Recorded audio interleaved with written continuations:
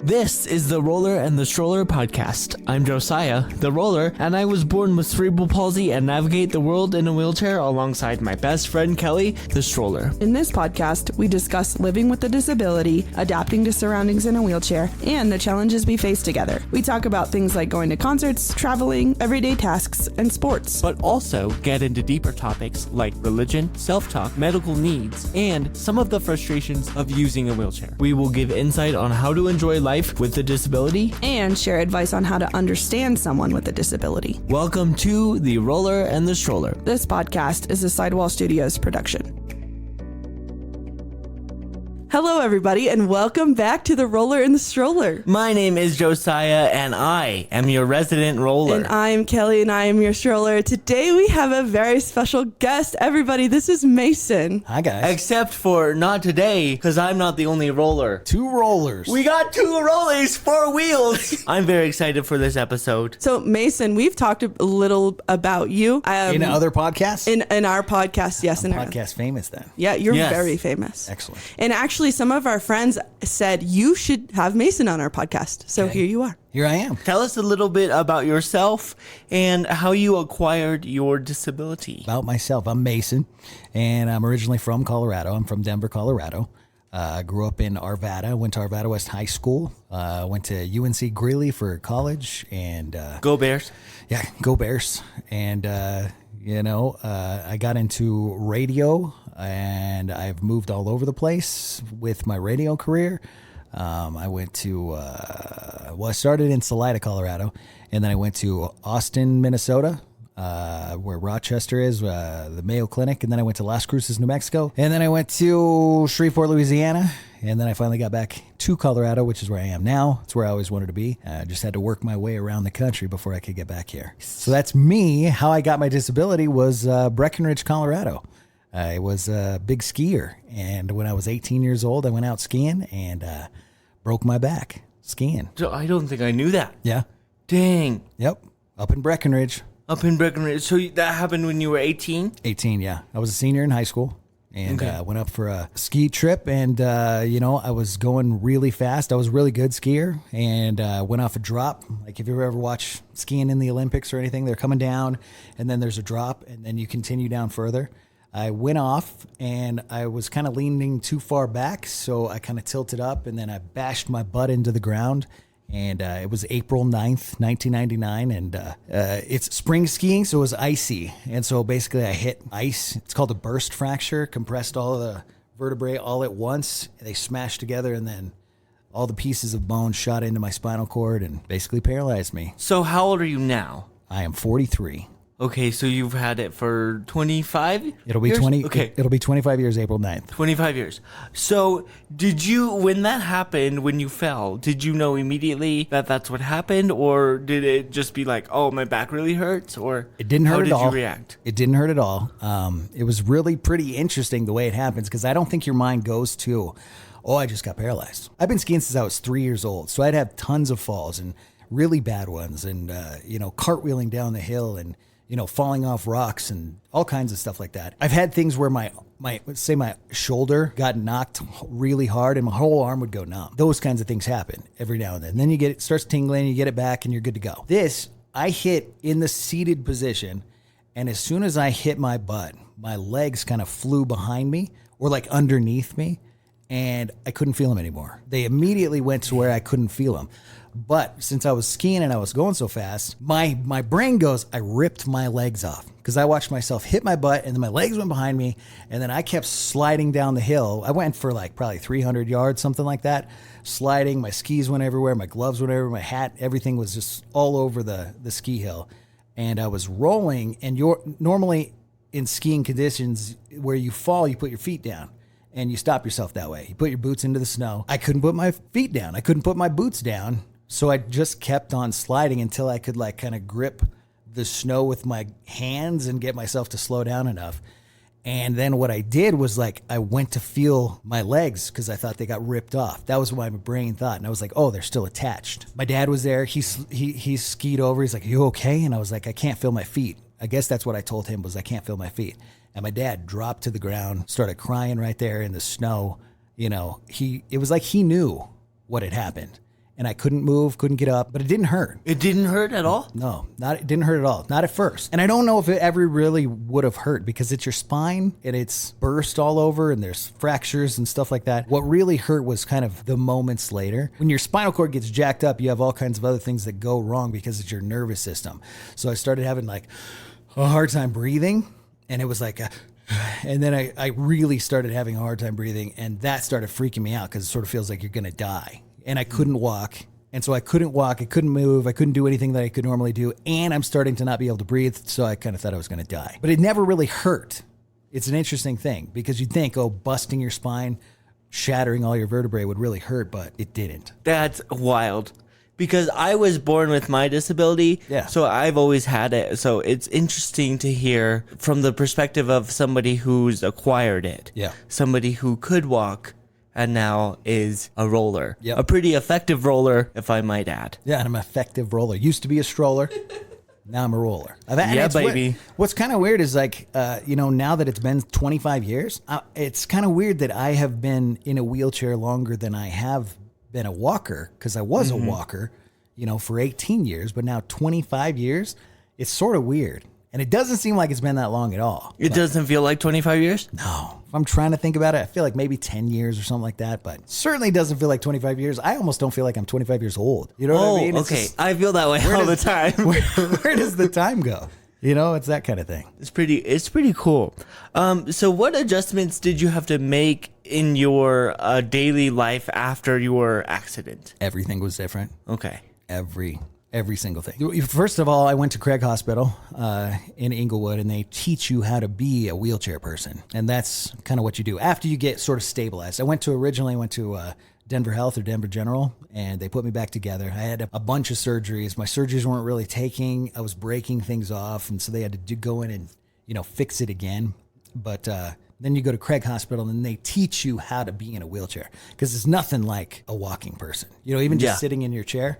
I don't have the muscles to balance myself. So you have to learn how to balance yourself. And, you don't at first. You just sort of fall and, you wiggle around and you just do you got to wear your seatbelt. Yeah. Do you have a seatbelt? I don't have a seatbelt. See, I don't either. We're professionals. Yeah, we're professionals. Y'all don't wear your seatbelts. We're and I don't like it. You know what makes me not want to wear my seatbelt is Craig Hospital. They had the seatbelts with rainbows. Do you see those? They try to put the rainbow seatbelts. I'm not putting that on my Josiah had one with it. My very first wheelchair had a rainbow seatbelt. I bet. I think they all did. I'm like, I'm not wearing that. I'm not even rolling around with that. They tried to give me like a donor chair so I could see if I like it. And I was like, rainbow belt going underneath my seat cushion so nobody could see it. That made me not want a seatbelt at all. How many surgeries did you have? I think 6 total. You had 6 total, and they were doing reconstruction, repairing your bones, your muscles, or what? Yeah, like I said, I had some problems with the surgeries or with my handling of the surgery. I was a big athlete when I got paralyzed. I was a football player, wrestler, powerlifter, and so I was pretty strong, and I was able to basically ruin the surgical repairs that they had done because of sort of how strong I was. Most people, they're like, sit still, here's your brace, don't move. I wore the brace, and I still broke things off. So my first surgery was just the one that goes in where they basically tried to repair my spine, right? They took out all the broken pieces and they tried to stabilize the spine. Turns out I broke more than they needed to, or more than they wanted me to have broken. So they had to go in for a second surgery sort of that same day. They took out parts of my pelvic bone. They sawed off the tops of my pelvic bone, ground that up, turned it into new vertebrae, and then that was the second surgery. It was just a few days in, and just me moving apparently in the hospital bed, I ended up breaking the rods that they put in to stabilize my spine. So they had to go in and do another surgery where they put those back in, but then I ripped those off again, and they decided to do a titanium cage through the front. So I have this scar that goes from almost my belly button to all the way around. So they went through the front, put on a titanium cage, and then put the bars back on to try to stabilize everything. And I think that was my 5th surgery. You had 5 surgeries at that point? Maybe, I think that was just 4 at that time. And then that one seemed to work for a while. But then when I was going to driving school, I was learning how to drive with hand controls, And during the middle of that training, I broke my rods off again. They had to go in and put them back on again. Then I broke them off when I was in college, and they said, we're going to stop putting these back on because you're not going to be able to, we can't do it right. So at that point, they said, we're going to leave the rods off of your back. So they were just like floating, and I had to have a brace that gave room because you could feel them through my skin, that they were just wiggling around.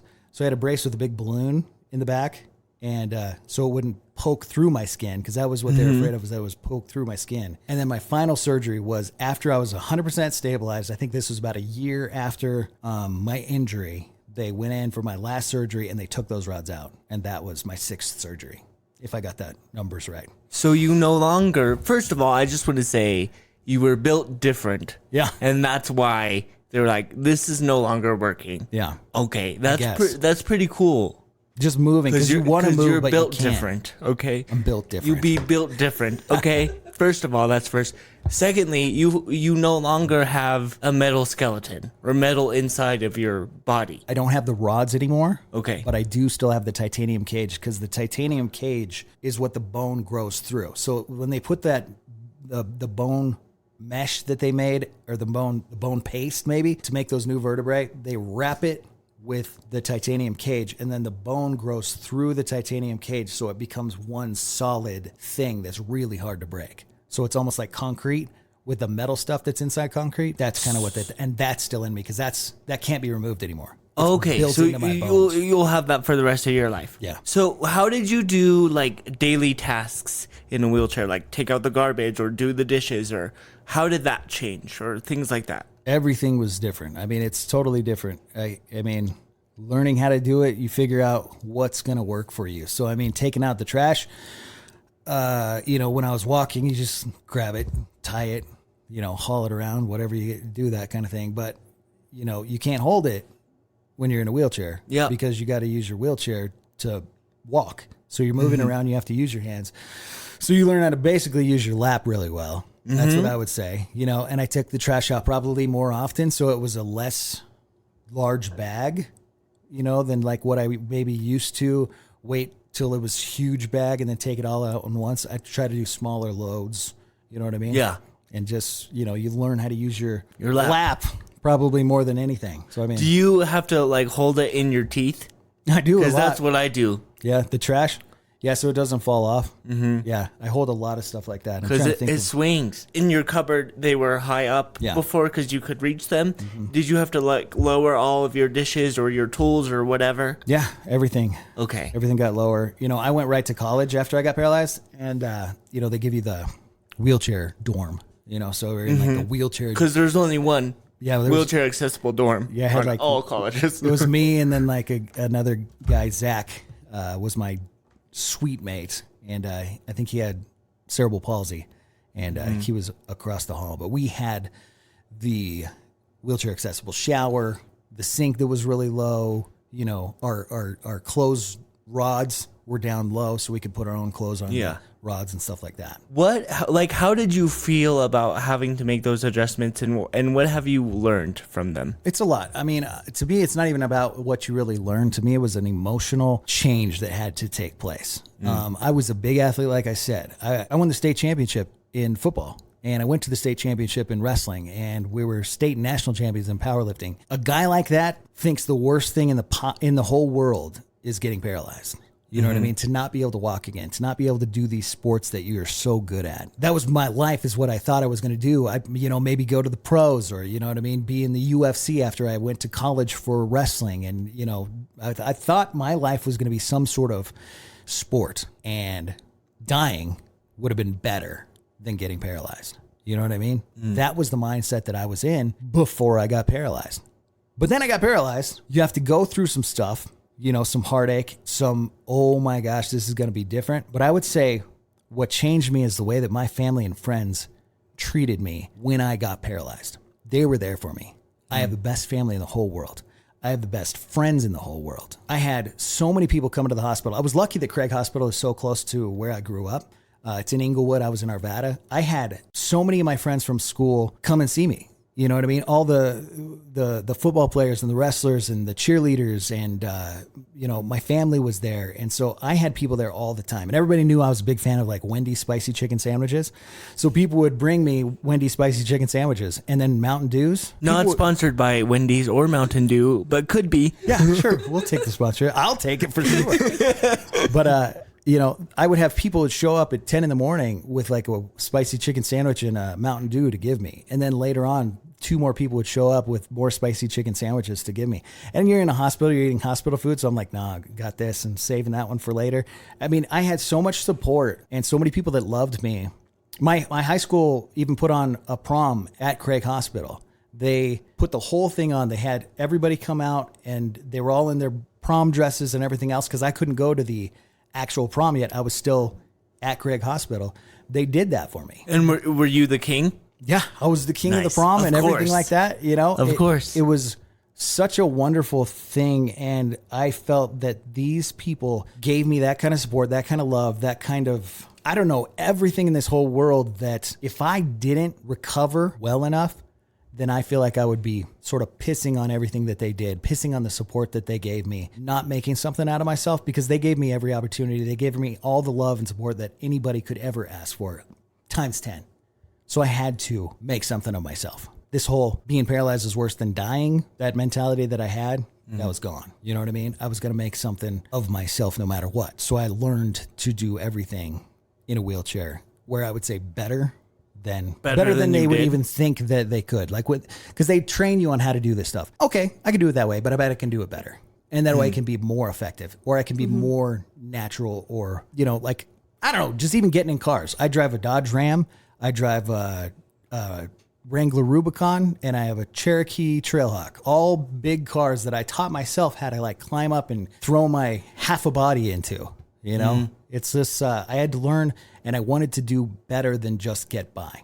I wanted to be successful because I think that's what my family and friends wanted for me. And I think that's why they cared so much when I got hurt like that. I mean, did you ever like surprise yourself by the things that you could do or the doors that opened up or the new perspective you gained from being in a wheelchair? I think I was really surprised when I was first looking for my first job. When I got paralyzed, I was like, well, I was an athlete. That's gone. Can't do anything related to that. So I tried to get jobs when I was in college from weird places that I thought I could because I'm in a wheelchair now. So I went to Blockbuster and tried to get a job at the Blockbuster counter. I was like, I can do that. I'm sitting in a wheelchair. I can take your credit card or whatever. I can give you the video. I can push rewind on the thing. Couldn't get hired. I applied for tons of jobs where you just sit around, hotel desk clerk jobs, things like that, and no one hired me. But the thing is, what did I know? Sports. And when I was in high school, I got my personal trainer's certificate because my coach wanted me to help with powerlifters, and they wanted us to know, what to actually do. So I had my certification for being a personal trainer. But I thought I was in a wheelchair now, so there's no way anybody's going to hire me for that. Was it a wheelchair guy, personal trainer? Doesn't even make any sense, But I couldn't get a job doing anything, and it was starting to tick me off. So once I got ticked off enough, I went to a place called Healthbound Fitness and Therapy in Windsor, Colorado, outside of Greeley, where I was going to college. And I was like, hey, listen, I'm a certified personal trainer looking for a job. This is my background. Here's my resume. He hired me on the spot and I became a personal trainer at that point. And you asked me if I've ever surprised myself. That was it. But it took me not believing in myself at all, thinking the only things I could do is sit around, not to get hired, to have everybody basically say, you're not good enough to be a desk sitter. We're working at Blockbuster. Yeah, I couldn't get a job at Blockbuster. I'm like, I'm a smart kid. I'm a college kid. I can do this kind of stuff. I can at least sit there and I can't walk. I can't run or whatever, but I can do that. No one would hire me. So I got on as a personal trainer, Healthbound Fitness and Therapy, grew my career from there. And that's basically what led me to everything else that I did. I used to own a chain of health clubs in Greeley, Colorado. I have a whole host of personal training clients that have become personal trainers themselves, some top bodybuilders in the state that are still top bodybuilders in the state. And it's been 15 years ago since I got out of that and into radio. I would say I surprised myself with that. Dang, that's cool. Are there any tips or recommendations you have for people with disabilities or other wheelchair users to kind of adapt to life in a wheelchair or live this life? Gosh, just straight up, just do what you want to do, no matter what. Even if you think you can't do it. I feel like you can figure out how to do it, whatever that thing might be. I know it sounds like a Nike ad. Just do it. But Just do it. That's what it took for me to get out of the I can only work at Blockbuster. That's as good as I could do to doing everything that I've ever wanted to do. And that's what I've done. sure. I've done like everything that I've ever wanted to do. But I had to say, I'll figure out how to do it. You know, it's different. You got to do it differently. I do everything differently than a stroller. Every single thing, you know, taking out the trash to everything else. You know, I have to drag my body around doing all kinds of different things. But you do it. yeah. And that's the important part. As long as you keep trying and you can figure it out. Yeah, you get it done. Like it probably took us a while, speaking as rollers, to learn how to balance a trash bag on our laps. Yeah. But we do it. And I spilt a lot of trash. Yeah. You know, you're like, and you learn that I need to tie this tighter and, you know, maybe double bag stuff because the seepage, you know, that comes out of the trash bag, Yeah. if there's a little hole in it, it gets on your pants and then your pants smell like trash forever. Yeah. You know, you learn how to not do that. Because that stinks. Literally. So just do it. Just do it. Just do it. That would figure be. it out. There are ways, and we have talked about this before in our podcast. Like there are ways to do go hiking or go on trails. Yeah. And you two do it differently. Yes. So Josiah has a rig that he built with his friends and they carry him, and you have an off-road wheelchair, which is super sweet. Yeah, I've got a real cool, it's called a mountain trike. It's a pump action, basically, wheelchair, but it uses bike chains, and you move, you basically go like that back and forth, and it can push you around it, and it has mountain bike tires. It has 3 Fox shocks on the front, back, and rear and sides, and yeah, I can go basically over anything. So it's great to get out there. I shoot archery in it and go hiking with my wife and daughter and take the dogs out. And, you know, there was a time when I couldn't, but I had to figure it out. Yeah. That's a conversation that we run into on our episodes and off, is people are just like, say to me, especially when he's not around, is like, I can't imagine living a life like that. Or like kind of your mindset was you thought it would be better to die. Yeah. A lot of people have that mindset, and I'm guilty of that too, until I met him and he showed me like, what are you talking about? I can do literally everything that you're doing, just in a different way. Yeah. So it's kind of cool to have you on this podcast to talk about how your mindset changed from becoming a stroller to a roller. Yep. It just kind of solidifies what we try to tell people, is like, you can do these things just differently if you want. And the things, there's a lot of things, the same thing, like other people bring up stuff that you can't do, and gosh, wouldn't that be horrible if you couldn't do that? And it's just like, well, not really. What do I need to do that for? Things like going upstairs, you know, they're like, oh gosh, does it just kill you that you can't get upstairs? I'm like, not really. What's upstairs that I need to go do? Or is it the act of doing the going upstairs that you really like? Because who likes climbing stairs? That's a workout, right? Not me. Can't they have relate. machines. They have machines at the gym for walking upstairs because it's awful. Why would I want to walk upstairs? But you go like, oh, what do I need to do that for? You know, That's true. You sort of figure out different things. Like, what can't I do? I might do it differently, you know. And I have changed a lot of stuff. Like, instead of playing football as a career, I started coaching football. You know, and instead of going like, gosh, I can't play football anymore, and just sitting with that for the rest of my life as that sort of thing, I've trained football players. I was a personal trainer for pro football players, college football players. So you just have to sort of change your mindset of what you can't do and get rid of all the things that you can't do, because they don't really matter. Like, why would you sit and go, I'm going to spend the rest of my life trying to walk, even though you can't walk anymore? There's nothing I could do. My cord is cut. You know what I mean? It's like if you have a toaster and you want to toast some bread, right? But the cord's cut. You can try to keep pushing that button down over and over and over and over and over again. You know what I mean? Just keep going. But the cord's cut. It's not going to work. People are like, why don't you try harder to get up and walk? I'm like, it's not that way. It doesn't work that way. It's cut. My cord's cut. I can't do it. So if I spent the rest of my life going like, I've got to walk, otherwise I can't do it. You're going to spend your life doing all those things that you can't do. Why do I need to walk anyway? What is it that I'm doing on a daily basis that I'm missing out on because I can't walk? Mm-hmm. Yeah, things might be a little bit more difficult. Things might take me a little bit more time. Instead of just jumping out of my car, I have to put my wheelchair together, then get out of my car. Right? Yeah. Going to get gas, it'd be easier to just hop out of my car, pump the gas, get back in the car. Instead, I have to get to the gas station, take my wheelchair apart, put it back together on the ground, pump the gas, get back into the car, take my wheelchair apart, put it back in the car next to me or in the seat next to me. But who cares? Right. I'm still doing it all. Yeah. It might more take time. me a little bit longer. That's what Josiah says all the time. It might take me a little bit longer. Yeah. Yeah. But you can still do it. And like, really, I don't know what I can't do where it's like, just gotta be able to walk. Yeah. Like, what good is that? I can do everything that I can't do. Stuff on the top shelf. Why do I need to put stuff up so high? Yeah. You don't. What for? So just- people have just been out of shape about that. And it's just like, I don't need to do that. Yeah. A lot of people have that mindset, me included, before I met Josiah. Yeah. Do you still suffer from pain?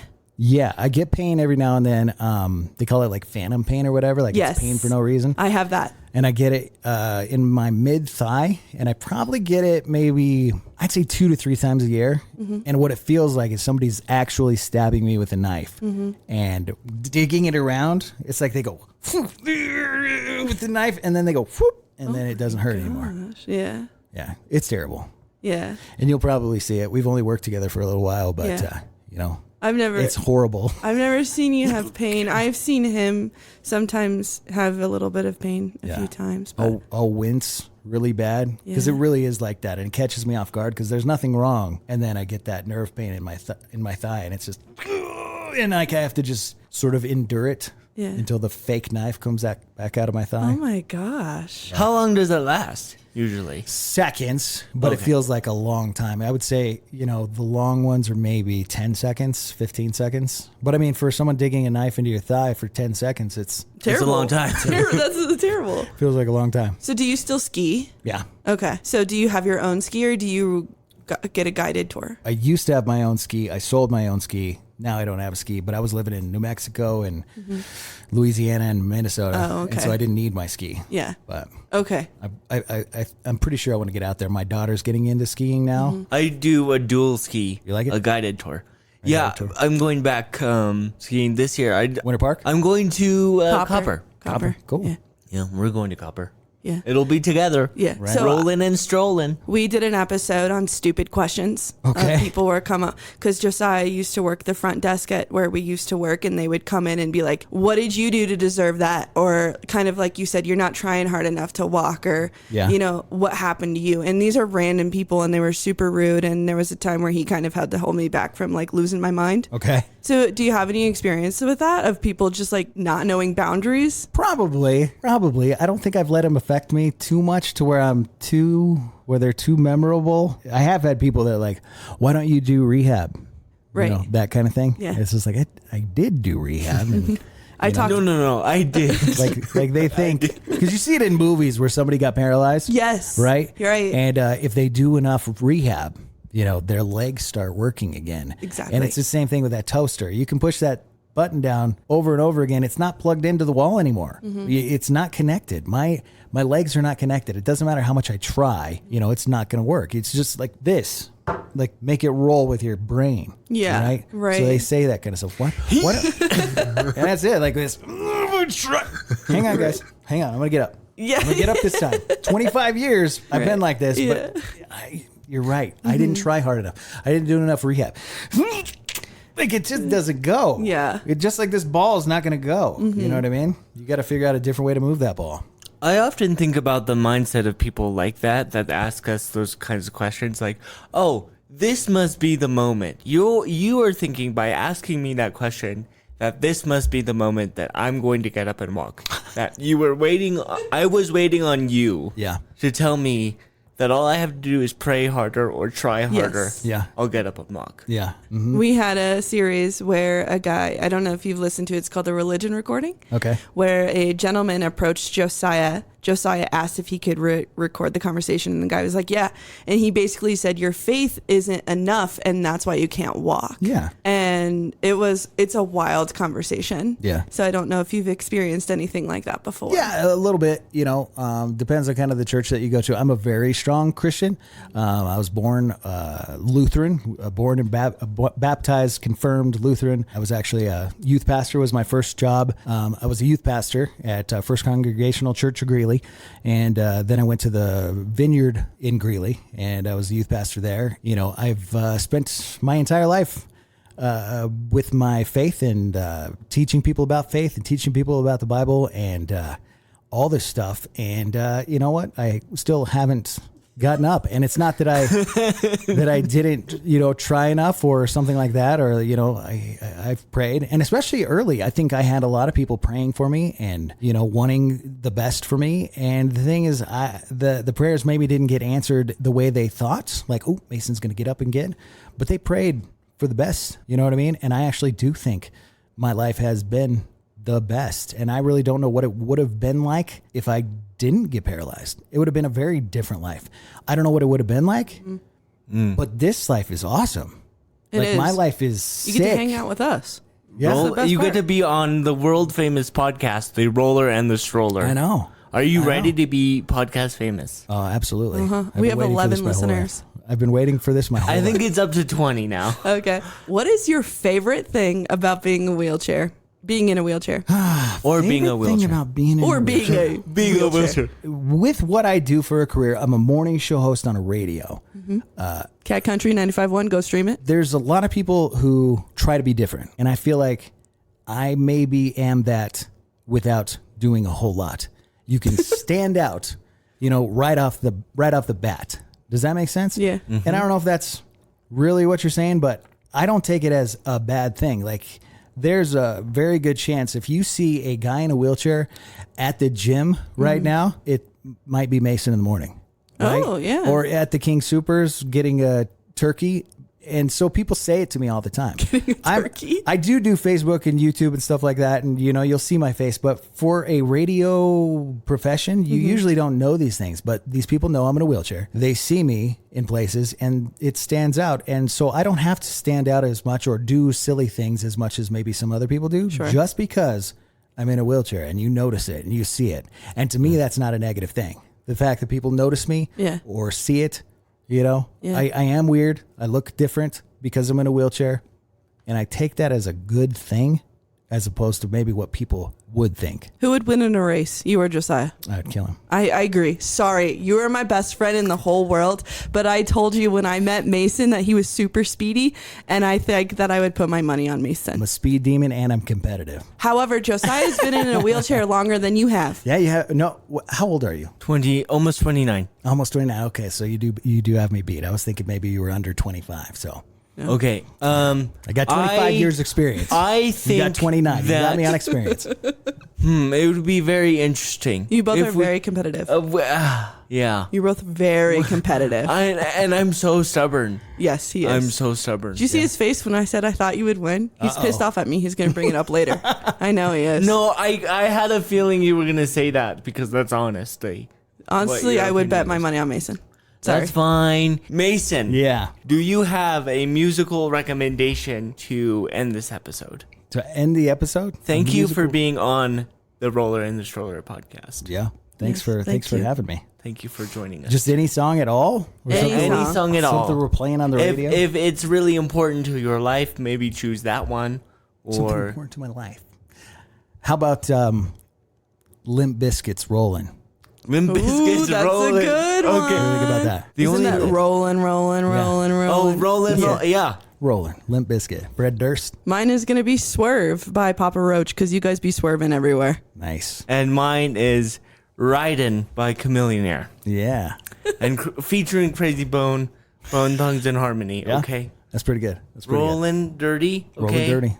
Awesome. Well, thank you guys so much for listening to The Roller and the Stroller. Thank you, Mason, Yeah. for being on our podcast. We might ask you to come back one of these days. Okay. I'll be And, back. Josiah is the Roller. Mason is also the Roller. And I am the Stroller. Bye. Thank you for listening to the Roller and the Stroller podcast. We're rolling out. This is a Sidewall Studios production. Boom! we should keep that moving.